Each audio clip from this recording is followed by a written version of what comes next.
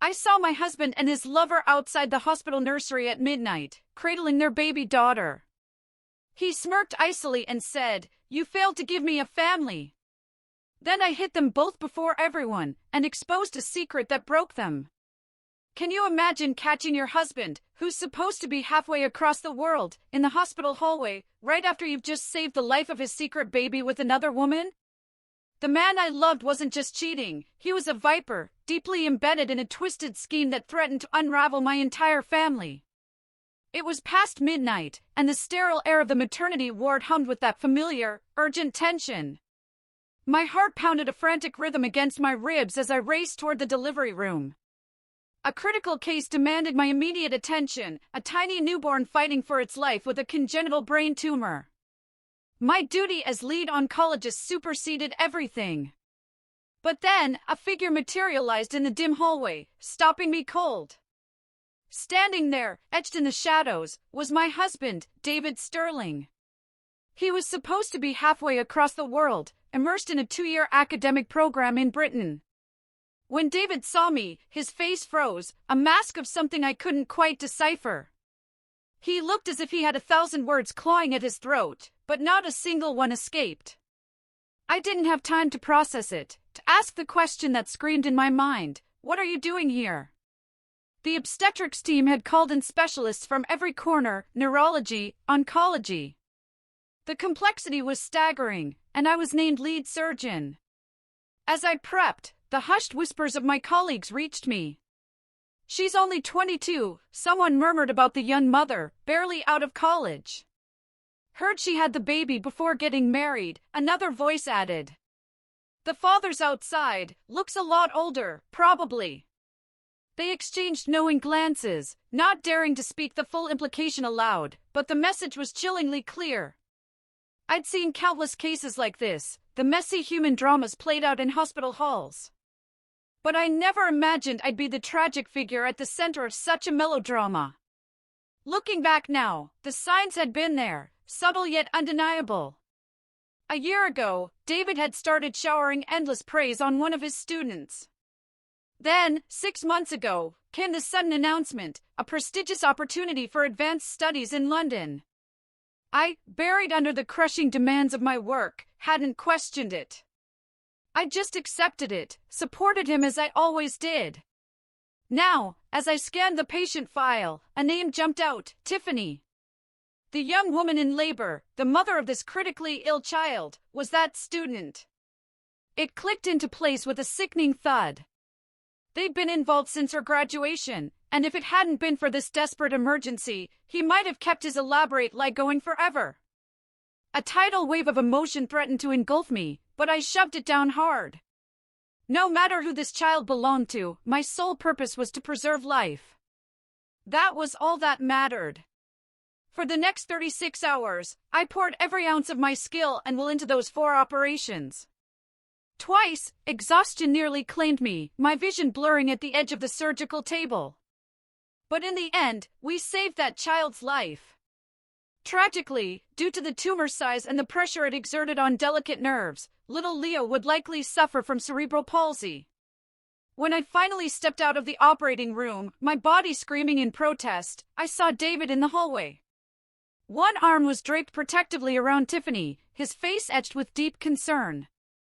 "Emily," he asked, his voice strained, "how is the baby?" At that moment, something inside me went utterly cold. I hadn't slept in 2 days. My legs were trembling. My arms ached with a deep, bone-weary soreness. I had just wrestled with death itself on that table for his child, a child born of his betrayal. And all David cared about was them. He hadn't said a word to me, not a question about my well-being, not an explanation, nothing. "The child is out of immediate danger," I answered flatly, the words tasting like ash in my mouth.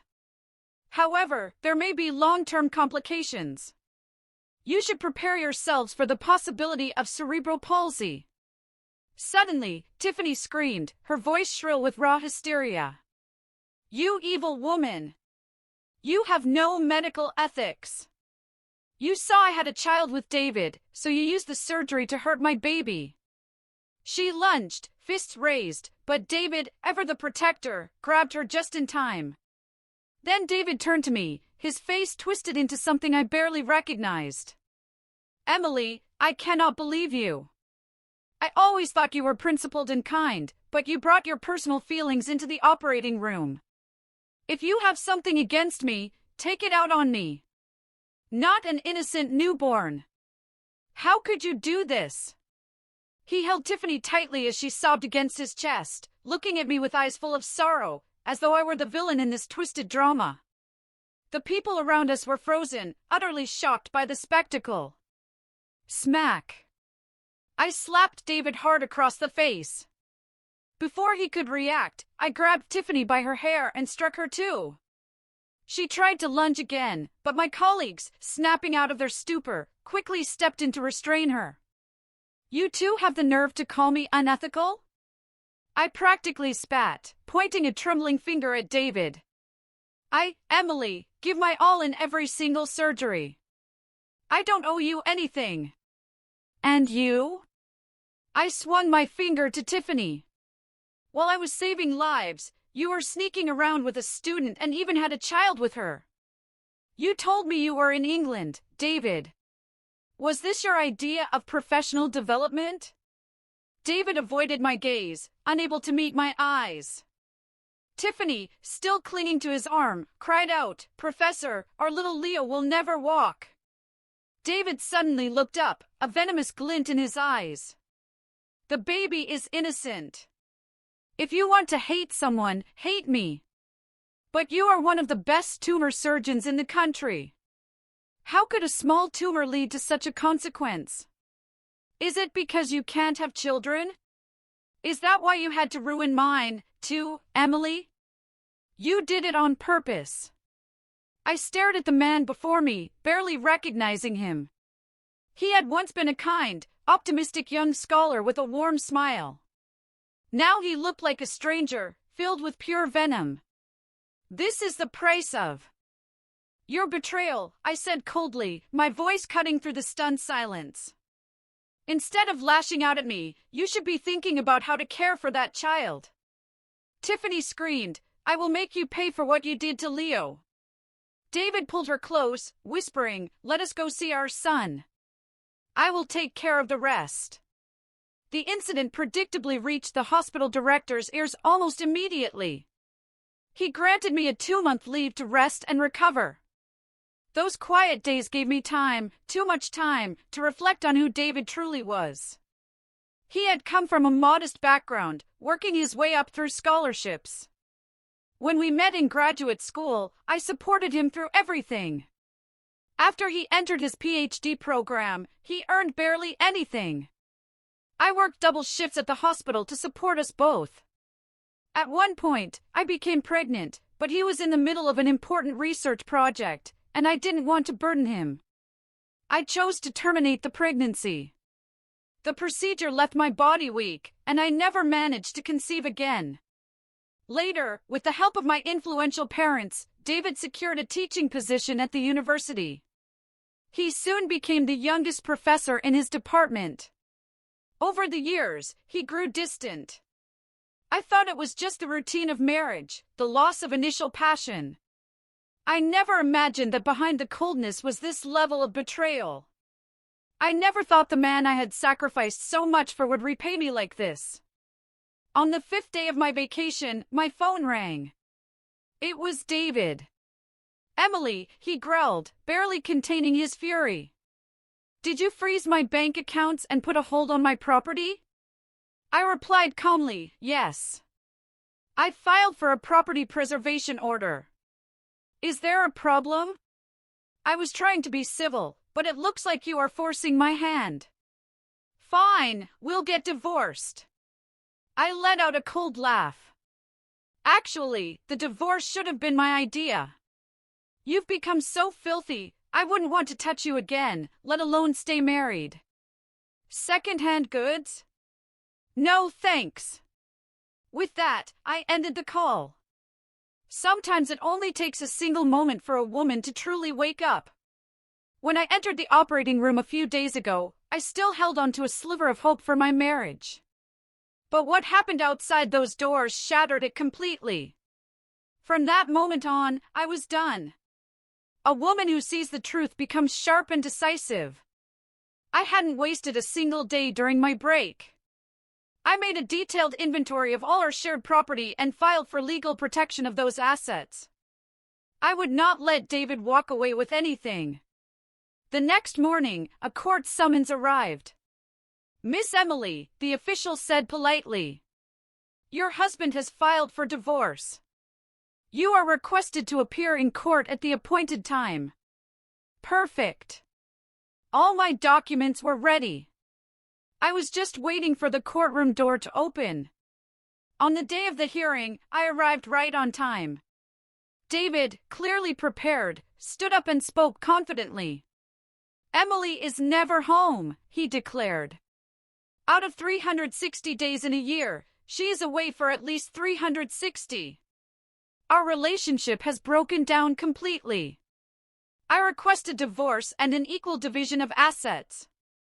I raised my hand and addressed the judge.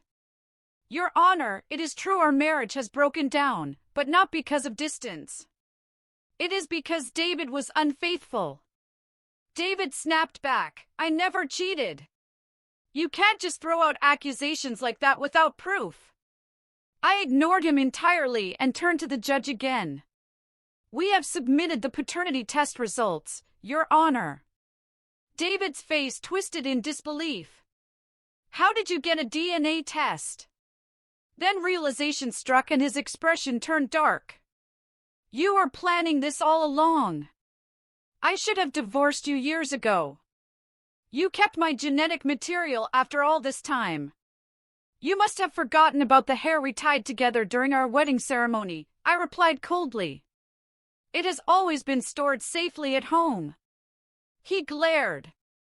"And Leo's DNA? Don't tell me you didn't tamper with his surgery."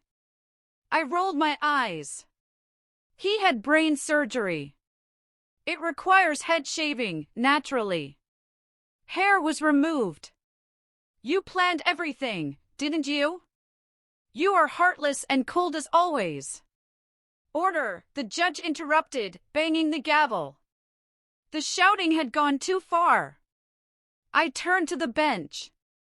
"Your Honor, David has been living with another woman for 6 months. Their child was born just last week. During that time, he lied and told everyone he was abroad pursuing advanced studies. Recently, he also tried to move his assets, but thankfully I filed for property preservation in time. Given all of this, I request that David leave the marriage with nothing and that asset division be enforced immediately." The judge reviewed the evidence and gave a clear ruling. The defendant's request is approved. As we left the courtroom, David's face was black with rage. He had expected to walk away with half of everything. Instead, he got nothing. Not a single cent of the $50 million he had hoped to take with him. Fuming, he hissed, "You are so calculating, Emily. Don't think this is over. What you did to Leo, you will pay for it." I gave him a sweet smile. "Maybe I will, maybe I won't. But your payback came quickly. You're walking away with empty hands, David." I shut the car door with a satisfying slam and drove away. In the rearview mirror, I caught a glimpse of his furious, pale face. My mood had never been better. I treated myself to a fancy dinner. Happiness tastes even better with dessert. After all those years spent working non-stop, I finally had a proper vacation. I had just returned from a beach holiday when I received a call from the hospital director. "Emily, Tiffany has filed a lawsuit accusing you of medical misconduct. The hearing is tomorrow." "I understand," I replied calmly. "I will be there." "Don't worry," he said warmly. "The hospital has hired the best legal team for you. You have given your all for this hospital. We all believe in you." I had been a doctor for many years and had never made a single error in judgment. Why would I be afraid of false accusations? The next morning, my lawyer and I arrived at court as scheduled. Tiffany showed up too, this time with her own attorney.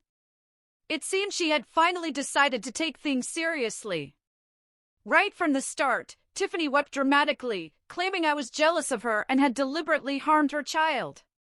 In doing so, she also revealed that she was a mistress and had given birth out of wedlock. Her lawyer's face, I noted, turned a distinct shade of green. Eventually, Tiffany stopped talking and her lawyer began presenting documents. They cited legal statutes, alleged medical violations, and claimed significant damages. Then came the demand, compensation of $50 million. I couldn't help but raise an eyebrow. Tiffany certainly had nerve. Our attorney remained calm. He presented detailed documentation from the day of the surgery, consent forms, medical records, tumor pathology reports, and supporting clinical studies of postoperative complications. He concluded confidently, all evidence shows that the complications experienced by the plaintiff fall within the known and accepted range of surgical outcomes. My client has not committed any form of malpractice. It was all clear and undeniable. After all, the lawyer handling the case had been hired by the hospital, and he was no ordinary attorney. He used to be one of our surgeons, but after suffering through a malpractice suit years ago, he switched careers and became a lawyer. He knew exactly how to protect doctors. The opposing counsel stood no chance. Tiffany, furious and desperate, stomped her feet. She shouted, "How can such a minor operation take so long? There must be something shady going on." The hospital's lawyer calmly presented the documents. Here is a detailed log of the surgery times and all the medical supplies used. Tiffany's voice cracked. She is supposed to be a leading expert in oncology. How could she leave behind permanent complications? The lawyer handed over another report. This is a clinical study on brain tumor removal in infants. The risk of cerebral palsy following surgery on newborns is as high as 90%. The probability of complications is well documented. Tiffany's composure unraveled completely. No! You are just jealous. Jealous that I am with David. Jealous that I was able to give him a son. Unlike you, you useless hen who cannot lay eggs. She was completely unhinged. With a scream, she pulled off her shoe and hurled it across the courtroom. Security immediately stepped in and restrained her. The court had no trouble reaching a verdict in my favor. Outside, David had come to collect Tiffany. She ran into his arms, sobbing uncontrollably. Through her tears, she yelled at me, "Emily, how did you become so heartless, so cold, so dismissive of human life? A person like you doesn't deserve to be a doctor." David stood stiffly beside her, lips pressed together, a deep frown etched into his face. Tiffany kept going. "You ruined the grandchild his mother waited so long for. She will never forgive you." So David's mother, Barbara, had known about Tiffany all along. Had even accepted the child. That settled it. There was no need for me to show any more mercy. Sure enough, just 2 days later, I received a call from David's mother. Her voice came through the phone agitated and loud. "Emily, why can't I get into the neighborhood? The gate won't open." I peeled off my face mask slowly and replied, "Because David and I are divorced. The property is legally mine now." She screamed into the phone, "That is my son's house. You have no right to stay there. You two divorced, so the house belongs to him." I hung up. With security guarding the entrance, I knew she couldn't get in. But not long after, there was a knock at my door. I opened it to find 2 uniformed officers standing outside. David's mother, Barbara, stood to the side, grinning smugly. "You wouldn't open the door for me. Let us see if you can refuse the police." The officer closest to me spoke politely. "We received a report that you are occupying a property unlawfully. We would like to ask you a few questions. I nodded calmly. Of course, officers. I am happy to cooperate. The second officer said, this lady claims you are living in her son's house. May we see any documents proving your legal rights to the property? I handed everything over. The property deed, the divorce certificate, the court ruling, the official ownership transfer, all of it. I am no longer married to her son, I explained, gesturing towards David's mother. He left with nothing because of his infidelity and the child born from it. All the documents are here. Please take your time reviewing them. David's mother shouted, she is lying. My son did not cheat. She was the one never home. Always off doing God knows what. She must have had a lover. She lunged forward trying to snatch the papers. The officer stepped between us, frowning. Do not interfere with our investigation. If you continue, we will consider this obstruction of justice. That shut her up, at least for a moment. The officers reviewed the documents carefully, then nodded. Everything appears to be in order. Barbara started up again, her voice shrill. She is a terrible woman. She even harmed my grandson. She tampered with the surgery and now the poor child has cerebral palsy. I nearly laughed aloud. Clearly, David had not told her a single truth. Without a word, I handed over the court's ruling from the medical dispute. The case was settled just 2 days ago. The officers read it, their expressions stiff and uncomfortable. There are no issues with the paperwork, one said finally. Barbara, furious, raised her voice again. You police are letting this wicked woman live in my son's house after everything she has done. After she ruined my grandson's life. She reached forward, clearly intending to lash out.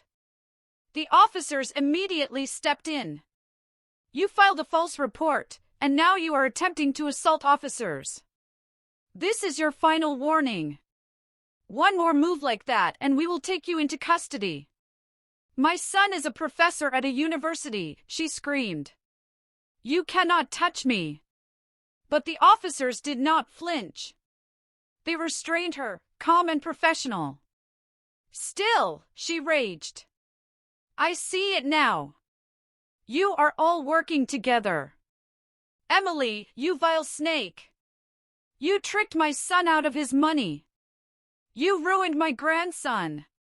You can't have children of your own, and now you won't let my son have a child with someone else. I looked her straight in the eye and said coldly, do you really not know why I cannot have children? Her face drained of color. She stood frozen, speechless. After my miscarriage, I had been resting at home. David's mother came to visit, bringing an old village remedy. She insisted I drink it. I drank it for 3 days. On the 3rd day, I collapsed in a pool of blood and was rushed to the hospital. I never conceived again. I stepped closer and added calmly, and one more thing, your current residence? It is under my name. I am giving you 3 days to move out. If you are still there after that, I will hire movers and have everything you own thrown into the street. You are lying through your teeth. That apartment was bought by my son as a retirement gift for me. Barbara screamed, her voice sharp with rage. You ruined my grandson, and now you want to come after me. Let me tell you, my son is rich. You will regret this. Just you wait. The officer had no patience for her tantrum. Without another word, he took her by the arm and led her out. 3 days later, I returned to the apartment David had let his mother live in. I brought a locksmith and a moving crew. Without hesitation, I gave the order and the locksmith got to work. The lock was popped open in seconds and the movers started hauling things out, piece by piece. There were a lot of items. Barbara had clearly made herself comfortable. I sat nearby, watching quietly as the movers carried her belongings out for nearly 2 hours. Then I heard her voice coming from the stairwell, echoing angrily as she spoke on the phone. It's already over. He divorced her. My son never really liked her anyway. She's just some pathetic doctor and a barren one at that. The movers exchanged glances, uncomfortable with what they had just heard. Keep going, I said calmly. Triple pay. The cruise pace picked up instantly. Moments later, Barbara arrived at the door, still on the phone. When she saw her front door wide open and people inside moving her furniture, she let out a piercing shriek. Who are you people? How dare you break into my home in broad daylight? Thieves! Thieves, she shouted, grabbing one of the workers by the shirt. I'm calling the police. You're coming with me. That was when she noticed me sitting quietly in the living room. So, it's you, she screamed, her eyes widening in fury. I was going to come settle scores with you, but here you are showing up on your own. Still holding the phone, she yelled into it, Second sister, there's a thief in my house. David's ex-wife is trying to steal my things and throw me out onto the street. Come quick! A chorus of voices responded on the other end, hang in there. We're on our way. Meanwhile, the movers kept working, carrying boxes and furniture out the door. Barbara tried to stop them, but it was like trying to hold back a flood. She turned to me and shouted, just wait until my son gets here. He will make you pay for this. Then she cried into her phone again, David, hurry. Emily is trying to take your mother's home. She's throwing me out. You must help me. I ignored her completely, continuing to play a matching puzzle game on my phone as if she weren't even there. David arrived quickly. The moment he walked in, his mother rushed to him, sobbing and wailing. The apartment was a mess. Boxes everywhere, furniture halfway out the door. David raised his voice. Stop! Everyone stopped, but no one listened. The workers were more interested in finishing quickly and earning their triple pay. Frustrated, David stormed up to me and knocked the phone out of my hand. Have you had enough? He barked. I stood up calmly and said, that is my question to you. Have you had enough, David? His mother screamed, that wicked woman already ruined your son, and now she wants to ruin me too. Just then, David's relatives showed up. 7 or 8 of them, all bursting into the apartment at once. We're here, second sister. We cannot let her do this to your mother, David. Your mother raised you with so much love. Don't break her heart for a stranger. They quickly surrounded the movers, shouting and shoving. A scuffle broke out, voices rising, arms flailing. In the chaos, Barbara lunged at me, hands raised to strike. I dodged into the bathroom and locked the door behind me. Immediately, I dialed the police. They arrived in under 3 minutes. The moment they entered, they began separating the crowd and detaining those involved in the fight. What happened here? One officer asked. Barbara rushed forward, tears streaming down her cheeks as she spun her tale. My daughter-in-law, well, ex-daughter-in-law, she never stayed home, always running around with other men. Now she's trying to steal the retirement home my son bought for me. She brought these people to throw me out. I am just an old woman. The officer turned to the others. Where's the person who called this in? I stepped out of the bathroom, straightening my clothes. Did you hire this moving company? The officer asked. Yes, I did, I replied calmly. Do you own this apartment? I do. All the paperwork is in order. I opened my bag and handed over the deed with a polite smile. You are lying. Barbara shrieked, grabbing her son. Tell them, David. You bought this place for me. It cannot be hers. You bought it before you two even got married. David hesitated, then mumbled, "It was purchased before we married, but my parents bought it for me, not for her." His mother's eyes widened in disbelief. "That's not true. It was after you earned your PhD and started making good money. You bought it for me." I scoffed. "Really? And where do you think the money for that PhD came from? The tuition, his living expenses? All of it came from me." "Tell them, David, can you deny it?" David's face flushed crimson. He looked down, unable to respond. I smiled faintly. "Out of respect for your so-called filial piety, I let your mother live in my property. And now I see you were spinning fairy tales behind my back, pretending it was all yours." David's relatives, who had once looked so proud, now began whispering among themselves. "So, he didn't buy it himself? All this time, we thought David had made something of himself. Turns out he's just living off her." Their words buzzed in the room like gnats, impossible to ignore. "It's probably the woman who wanted the divorce. Maybe David, well, you know," someone muttered under their breath. The one leading the group was David's third aunt. She turned to another woman in the room and shouted, "Second sister? So, this house isn't even yours? Then why did you bring us here?" Quickly changing her tone, she turned to the officer and said with a nervous smile, "Officer, it wasn't us. She's the one who asked us to come and help her teach someone a lesson. We are law-abiding citizens. Please let us go." The officer flipped through their IDs and calmly replied, "You all need to come down to the station to give a statement. Someone was injured. Are you not going to take responsibility?"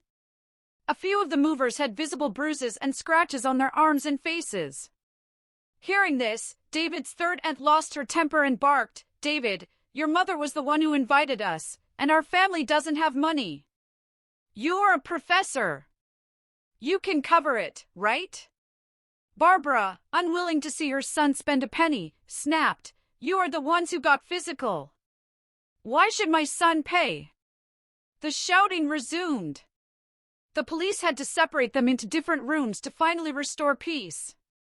David, unwilling to lose face in front of his relatives, ended up paying all the compensation. I gave the movers a meaningful glance, signaling them to push for more, and they did. Pleased with the outcome, they clapped me on the back as they left. "Miss, call us anytime. We'll be there." I smiled, feeling nothing but satisfaction watching Barbara fume in frustration. But I had underestimated David. I never imagined he would stoop so low. A video was posted online of me outside the operating room, raising my hand against David and Tiffany. The footage had no sound, only the image of me striking them. And just like that, the firestorm began. When I opened my social media that morning, I was overwhelmed by an avalanche of public outrage. Doctors these days think they can get away with assaulting patients. She just gave birth. Was so weak. How could a doctor hit her? Someone this heartless should never be allowed to practice medicine. Revoke her license. Fire Emily from City at General Hospital.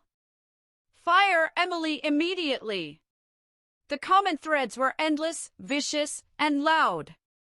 It was clear that David had manipulated public opinion to pressure the hospital into firing me. His plan was to ruin me completely. The hospital director called me soon after. His voice was calm but firm. "Emily, for now, stay home and rest. Do not come near the hospital. You know how tense doctor-patient relations already are. It will not take much for people to act irrationally. Under media influence." Even the head of property security at my apartment building phoned, "We have a crowd gathering outside the gates. I suggest you do not go out today." That was when I realized David had gone even further.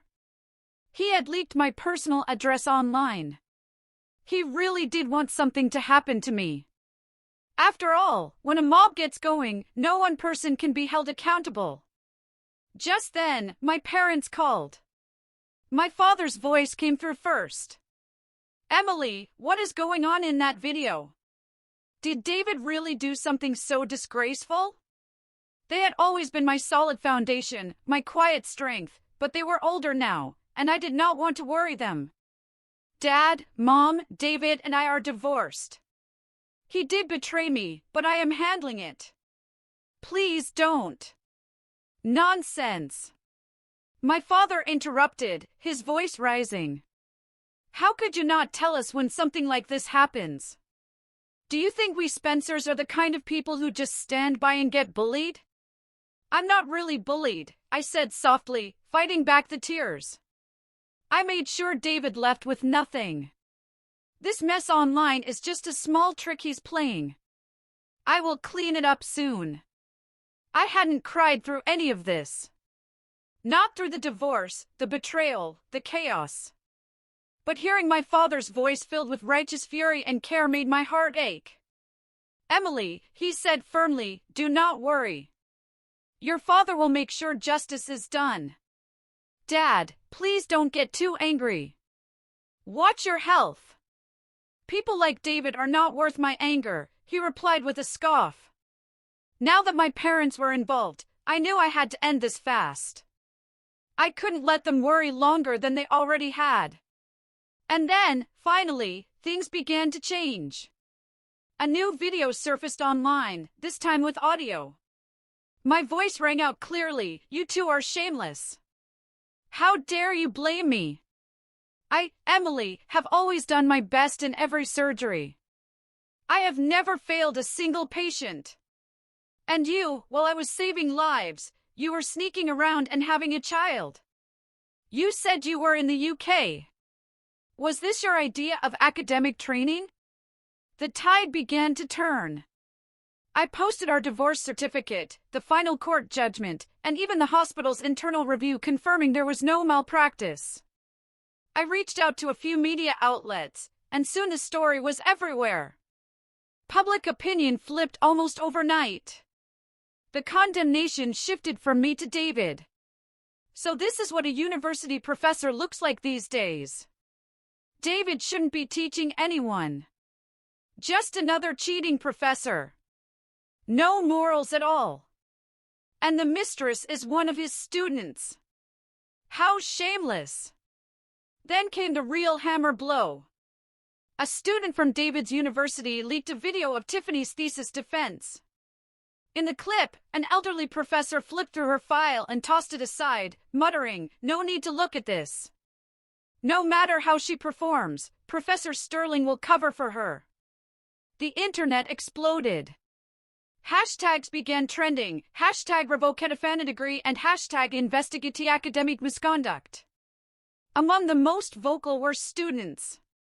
Nothing enrages them more than academic fraud. Then, past patients of mine began sharing their stories.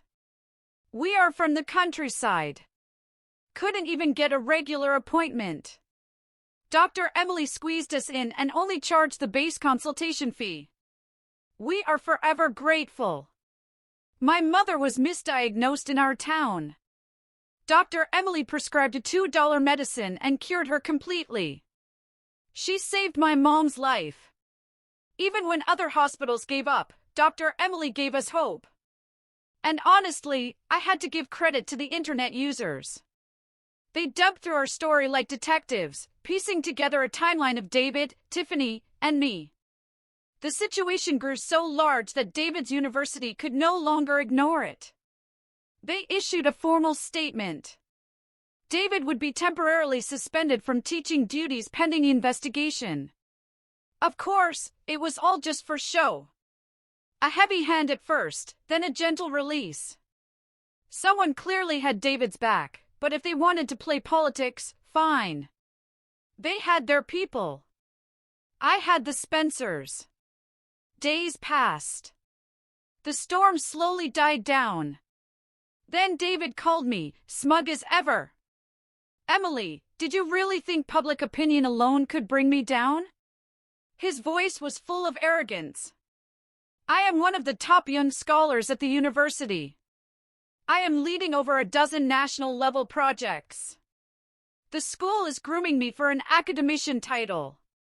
You think a bit of scandal will stop that? I smiled as I listened. Well, I said softly, then I wish your research all the best. Because David was not only cruel, he was also incredibly foolish. He came from a poor village, a scholarship student with no connections in City A. So how exactly did David manage to receive such special attention at the university? How did he end up in charge of more than 10 major national projects? Did he really believe it was all because of his own talent? There are plenty of brilliant people in the city. Why him? The truth was simple. He was the son-in-law of the Spence family. My father, once a legendary surgeon, had long since retired.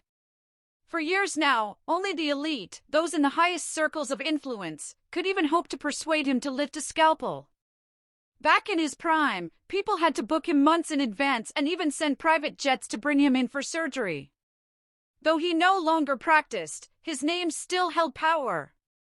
The president of a university had been given a nudge by those above, and as a result, David received special treatment. But David, clueless and arrogant, thought it was all due to his own brilliance. Back then, I must have been blind to think he was modest and self-possessed. In truth, he was simply delusional. Fortunately, I see him clearly now. To celebrate my newfound clarity, I treated myself to a full spa day. Just as I was sinking into a relaxing massage, my phone rang. It was David. "Emily," he said through clenched teeth. "What did you do?" "All my projects have been suspended and my position was demoted to lab technician." I replied coolly, "Whatever happened, it was not me. Who else could it be? I have always treated people well. I have no enemies." I dragged out my words on purpose. "Well, maybe someone wanted to please my father and decided you were expendable." He scoffed. "Your father? He is just a retired doctor." I laughed. "You are so naive. You really think you became a professor at 35 and were given control of 10 national projects just because you were gifted? It was because you were the Spence family's son-in-law." I paused and added, "Then again, I suppose you never understood who my father really is. Your background limits what you can see. Even the president of a university stands respectfully and addresses my father as sir. And I had planned to let this all pass quietly. But you chose to stir things up in public. Now that my father knows, of course, he will not let you off easy." David fell silent. He mumbled, "No, that cannot be. It just cannot be." I hung up. I had no interest in listening to his stunned rambling. Let him sit with the truth. David lost his projects, his title, and left the marriage with nothing. Now he lived in the staff dormitory with Tiffany, their newborn, Leo, and his mother, Barbara. I did not aim to destroy him completely. He could remain a lab technician for life. It was enough to support a small family, assuming the child did not have cerebral palsy. But cerebral palsy required immense time, effort, and money. There was another storm waiting to arrive. 2 months later, as I walked through the hospital's underground parking lot after work, I found David waiting near my car. His face was sunken and pale, his eyes tired. "Emily," he said, his voice pleading. "Can we talk?" I was wrong. Truly. I opened the door, ready to drive away. But before I could step in, David rushed forward and grabbed me. Without hesitation, I turned and slapped him hard, then kicked him in the stomach, sending him to the ground. He scrambled up and dropped to his knees. "Please," he begged, slapping his own face repeatedly. "I will stay right here on my knees if I have to." I was too embarrassed to let the scene continue in public, so I agreed to speak with him at a nearby tea house. Sitting across from me, David looked pathetic and desperate. "Emily," he said softly. "I see things clearly now. I was wrong. I have always loved you. Truly, I only liked Tiffany because she reminded me of you when you were younger. She was just your shadow. In my heart, there has only ever been you. I sent her away. Please, let us get back together. I don't care that you cannot have children. We have Leo now. He is your child, too." He paused, then added something that nearly made me laugh out loud. "Emily, most of the men around me go out regularly with prostitutes. Some have affairs with their own students. When one leaves, they find another. Compared to them, I have always been faithful." That piqued my curiosity. I leaned in slightly, playing along. "Oh," I asked, feigning surprise. "But I thought the faculty at a university were all honorable and decent. You shouldn't make baseless claims like that." David grew animated. No, I am serious. That is how men are. The dean of college C regularly visits upscale clubs. The party secretary of College W, he has 3 students kept as mistresses. And Professor Lee of College Q? When he negotiates with companies, he brings students to drink with the clients. I listened, expression calm, but inside I was taking mental notes. Every word, every name. Let him keep digging his own grave. "Emily, I only made the kind of mistake all men make," David said, his voice soft and pleading. "Please forgive me. Let us get back together. I promise I will treat you well." I had finally heard the words I had been waiting for, but not for reconciliation. I picked up my bag, ready to leave. I turned to him and said coldly, "David, there is no future for us. I feel sick just looking at you. Try this again and I will call the police." David stepped closer, frustration seeping into his tone. "Emily, I am begging you here. What more do you want from me?" There it was. He couldn't even pretend to be humble for more than 10 minutes. I walked past him without another word, heading for the parking garage, ready to drive home. But when I reached my car, I spotted his phone lying on the ground. He must have dropped it during the scuffle earlier when I had kicked him out of instinct. I picked it up. The screen was still active. I entered his passcode and began to scroll through his messages. At first, I saw that he had joined a research discussion group, but when I opened the chat, it was full of explicit conversations and illicit services being arranged. When a man says that everyone around him is doing something shameful, what he really means is that he has done it too, probably more than once. Then I came across David's private chat with his mother. "Son," she wrote, "that little Tiffany ran off on her own.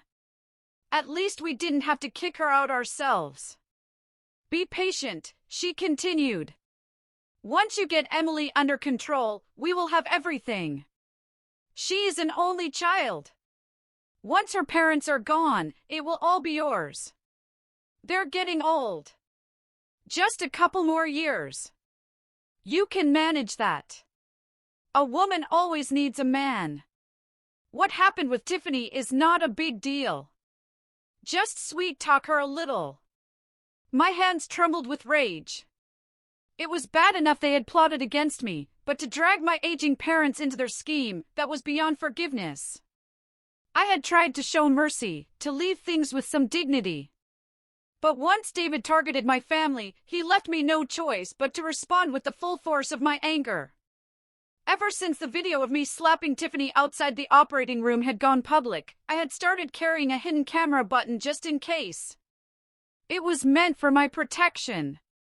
I never expected it would capture David incriminating himself as well.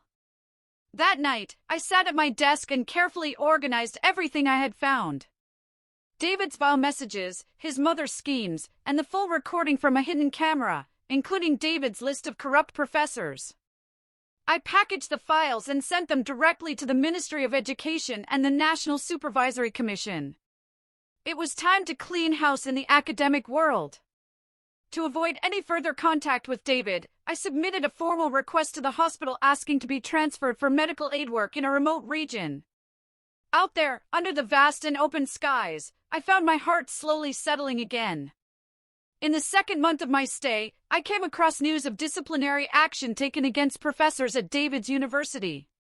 It wasn't just a matter of personal misconduct. My evidence had uncovered a wide network of academic corruption.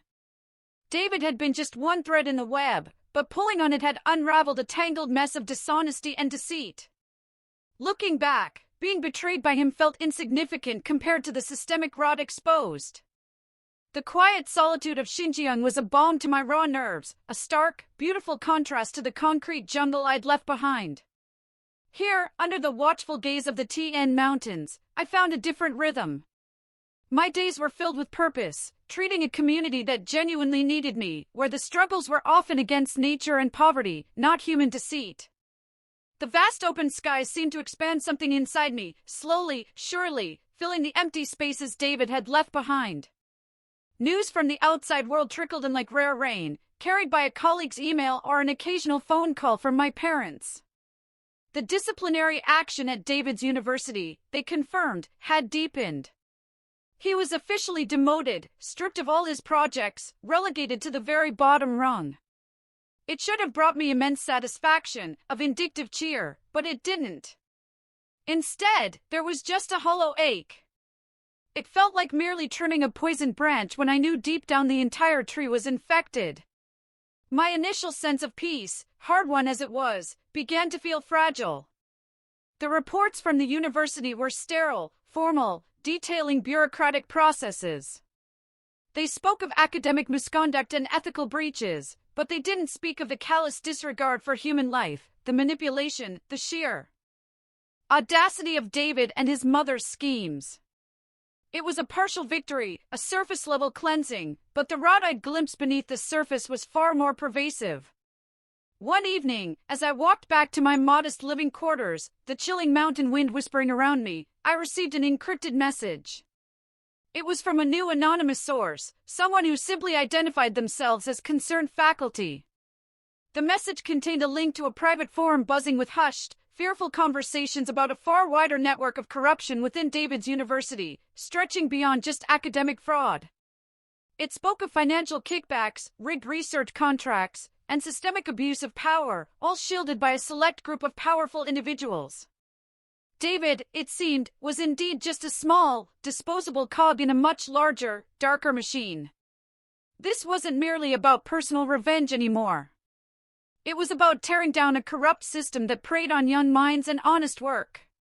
The thought of fighting another battle, especially one so much larger than my personal vendetta, was exhausting. I was tired. My spirit, though mending, still bore scars. But then I remembered my father's words. Do you think we Spencers are the kind of people who just stand by and get bullied? He had been right. It wasn't just about me. It was about justice. About the students whose careers were ruined, the honest academics pushed aside, and the institution itself, meant to uphold integrity, slowly decaying from within. My phone rang. It was my mother. Emily, she started, her voice laced with concern. Your father, he's been quite agitated since we heard more about David's situation. He feels it's been handled with kid gloves. Mom, I'm fine, I tried to reassure her, but my voice cracked slightly. I've moved on. Moved on, darling? You exposed something much bigger than a cheating husband. You exposed a deep sickness. Your father believes there are forces at play trying to sweep it under the rug. He says he knows who some of these forces are. A shiver ran down my spine. My father, the legendary surgeon, had always maintained connections in every sphere of society, not just medicine. He moved in circles where influence was currency, and favors were quietly exchanged. His quiet strength wasn't just in the operating room. It was in the networks he had built, the respect he commanded. What is he talking about, Mom? I asked, my voice barely a whisper. He's talking about the university's board of trustees, Emily, and certain influential donors. People who benefited from the very system David was a part of. They're powerful, dear. But your father, he's not one to back down when he sees injustice. That night, sleep eluded me. I paced my small room, the anonymous message and my mother's words echoing in my mind. David's sniveling confession in the tea house, where he drunkenly named names, the dean of College C, the party secretary of College W, Professor Lee of College Q, suddenly took on a terrifying new significance. He hadn't just been gossiping. He'd been outlining the structure of their corrupt operation. He had unwittingly handed me the map to their underworld. I contacted my father. His voice, usually calm and measured, held a steely edge. Emily, he began, I admire your resilience, but this isn't over. They tried to make David a scapegoat to contain the damage, but you hit a nerve. And now they're trying to silence the truth. They? I asked. The ones who truly pull the strings, he clarified. The ones who protect their own regardless of the cost. David was just a pawn. But he was our pawn, Emily, and they hurt you. He didn't need to say more. My father's protective instincts were legendary. He wouldn't just offend, he would dismantle. Over the next few weeks, my remote posting became a hub of discreet activity. I would spend hours on encrypted calls, relaying information to my father's team. They were meticulous, patient. Every name David had uttered, every illicit service he had hinted at, was investigated, cross-referenced, and corroborated. It was like peeling back layers of an onion. Each layer revealing more stench, more corruption. We uncovered a web of bribery, falsified research, ghost students, and even darker accusations involving student exploitation and blackmail. The academic program in London wasn't just David's cover. It was a pipeline for a vast illegal scheme involving student visas and illicit funds. The university, desperate to control the narrative, initially tried to dismiss the growing rumors as disgruntled employee grievances and unsubstantiated claims. But my father's influence wasn't just about calling a few people. It was about carefully, methodically leaking evidence to investigative journalists known for their integrity, to government oversight bodies, and crucially, to internal watchdogs within the Ministry of Education who had long suspected something was amiss. The pressure mounted. I started receiving veiled threats, anonymous emails suggesting I mind my own business or risk unforeseen consequences. My living quarters in Xinjiang, once a sanctuary, now felt like a temporary outpost in a silent war. I learned to be vigilant, to trust my instincts, to recognize shadows that lingered too long. My hospital director, a kind man who had genuinely supported me, called with a strained voice, Emily, there are questions being asked about your transfer. They're trying to imply your leave wasn't for recovery, but for personal reasons that are affecting your professional conduct. They're trying to discredit me, I stated. Not a question. Yes. Be careful, Emily. These people, they play rough. I was already careful. I had learned from David that to win, you had to be 3 steps ahead. The turning point came with the publication of a bombshell investigative report in a national newspaper, co-written by a journalist my father had personally vetted. It meticulously detailed David's role not just in his personal betrayals but as a minor facilitator in the university's larger illicit network. The report didn't stop at David. It followed the threads he had given us, naming deans, party secretaries, and even members of the university's governing board, exposing their involvement in financial misconduct, academic fraud, and the exploitation of vulnerable students. It was an explosive exposé, sending shockwaves through the academic world and into the halls of government. The internet, once my tormentor, now became an ally. The public outrage, which had initially been directed at me, shifted with ferocity to the university's administration and the implicated individuals. Hashtags like hashtag academic corruption and hashtag cleanup universities trended relentlessly. Students, emboldened by the truth, organized protests and sit-ins. Alumni demanded answers. Donors threatened to withdraw funding. The university, once so arrogant in its power, was in chaos. The National Supervisory Commission, which I had discreetly sent the full dossier to, launched a full-scale investigation. This wasn't just an internal university review. It was a government-led probe with the power to arrest and prosecute. The individuals David had named, the ones he thought were his untouchable protectors, were now being questioned, their assets frozen, their reputations in tatters. David, of course, was one of the first to fall. His demotion to lab technician was a temporary measure. With the weight of new evidence, including his own unwitting confessions and the detailed messages I'd found on his phone, he was arrested. The charges were comprehensive: financial fraud, conspiracy to commit academic fraud, and a litany of other offenses related to the wider scheme. He was no longer just a cheating husband. He was a criminal. The news reached me in Xinjiang. I remember standing by the window, watching the sunset behind the snow-capped peaks, painting the sky in fiery hues. It wasn't a triumphant feeling. Not really. It was more a quiet sense of closure, a deep exhale after holding my breath for too long. David's arrogance had been his undoing, his foolishness his greatest enemy. He truly believed he was brilliant, but he was merely a tool, a greedy, self-serving tool in a bigger game. And Tiffany and Barbara? Their fates were intertwined with David's downfall. Tiffany, already struggling with Leo's cerebral palsy and David's reduced income, found herself truly abandoned. David's arrest meant no more income, no more support. The second sister and other relatives who had swarmed my apartment during the eviction had long since vanished. They weren't interested in supporting a disgraced ex-professor and his illegitimate child. I learned through the grapevine that Tiffany had returned to her family, a young mother with a severely disabled child and no means of support. She tried once more to sue the hospital and me for malpractice, but the previous court ruling, combined with the academic scandal and David's criminal proceedings, made her case laughably weak. Her new lawyer wisely advised her to drop it. She was a victim of David's deceit, just as I had been, albeit in a different, more tragic way. I felt no pity, but also no desire for further retribution. Her life was already irrevocably altered by David's choices and her own complicity. Barbara, David's mother, faced a far harsher reality. With David in jail and all his assets frozen or seized, she was truly destitute. The apartment I had evicted her from was hers no longer. But now David had nothing to offer her anyway.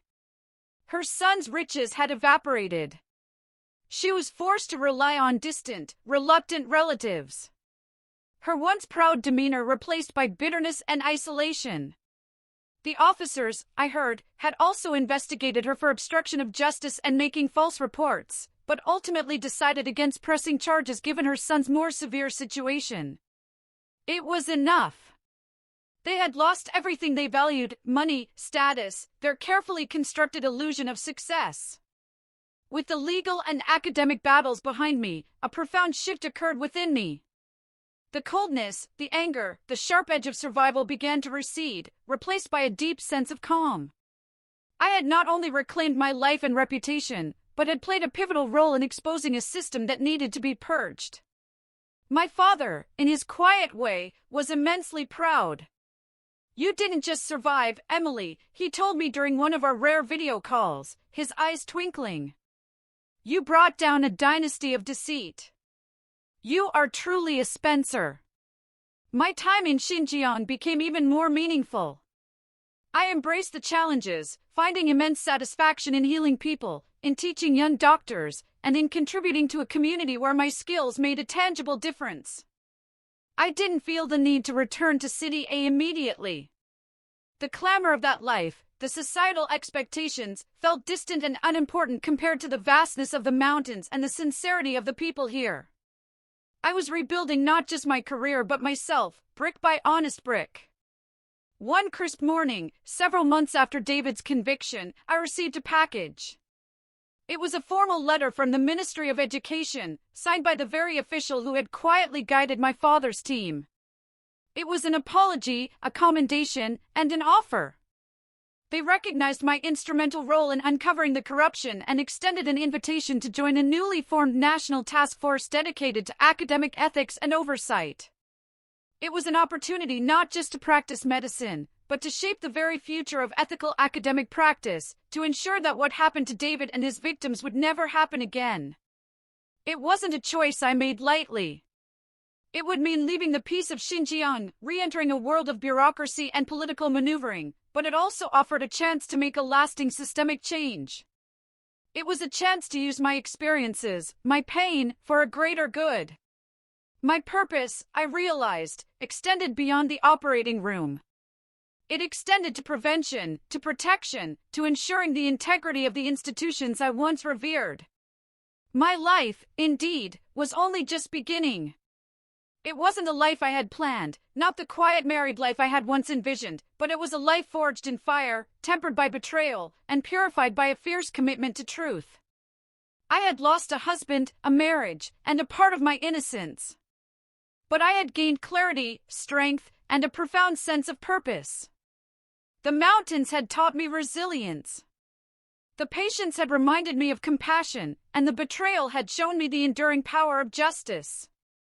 The journey ahead would be challenging, but I was no longer afraid. I was Emily Spencer, a surgeon, a survivor, and now a guardian of truth. And I was ready. This entire ordeal, from the quiet hum of betrayal to the thunderous crash of justice, has redefined everything for me. It forced me to look inwards, to find strength I didn't know I had, and to understand that sometimes standing up for yourself can ignite a fire that purifies far more than you ever imagined. What about you? Have you ever had to choose between your personal peace and a larger fight for justice? How did you find your strength when everything seemed stacked against you? Share your stories in the comments below. I'm truly curious to hear how others navigate such complex crossroads in life.